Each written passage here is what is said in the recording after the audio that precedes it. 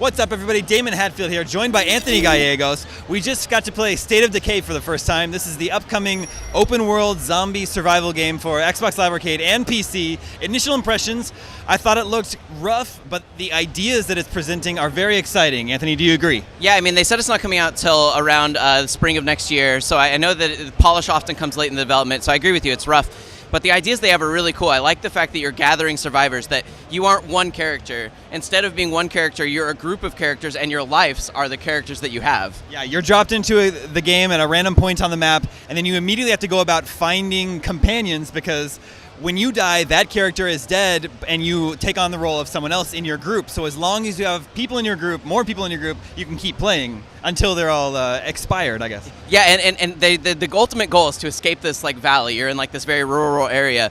But I love the fact that the mechanic centers around finding survivors, building up a base, and you grow and you get different bases, and you always have to worry about things like trust. Food. Is there enough food to feed everyone? Is there beds for them to go in? And individual survivors, just like they would in real life, have individual skills. So you have to think like, well, if I take, this girl who's a badass sniper out into combat, I'm risking her because I need her for like base defense and to be an awesome sniper. But at the same time, I guess I like it because it adds a certain permanence. Like if you lose her, that's a big deal.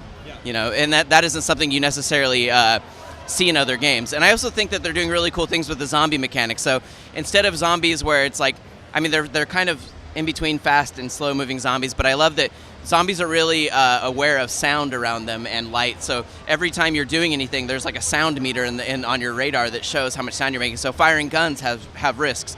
Operating a car has risks. Like I like that they're really doing like a light simulation around the survival mechanics. Yeah, they were telling me that cars are currently, in this build, the most valuable resource on the map, but they can be destroyed. Zombies are, if they mob your car, they can tear the car apart, and then you need to find a new one. Yeah, I saw that firsthand. Zombies will eventually rip the doors off. They can destroy the engine, and you can even accidentally blow a car up with a grenade and that sort of thing. So, there's a lot that can go wrong, and even like with your party. Like, it's interesting because you can risk them. So, like, if you find a house that has a lot of food, you can tell your base, like, hey, send someone out to come get food. But there's the chance that they'll get mobbed on and killed or injured. If they get attacked, you can go out and help them to gain more of their trust. Or you can just let them, fight to their own devices. Like, I just love that there's a lot going on with, like, trust mechanics and just so many simulation things that we all think about when we think about survival games that this game really does have going on. If they can get the polish thing going for them, I really think that this could be a really cool game. One thing we should specify is that this is a single-player game. It's not an MMO. All the NPCs, they're just that. They're NPCs. The developers were telling me that when they initially started development, their dream and their vision was to create a massively multiplayer zombie survival game, but that it just wasn't possible with State of Decay.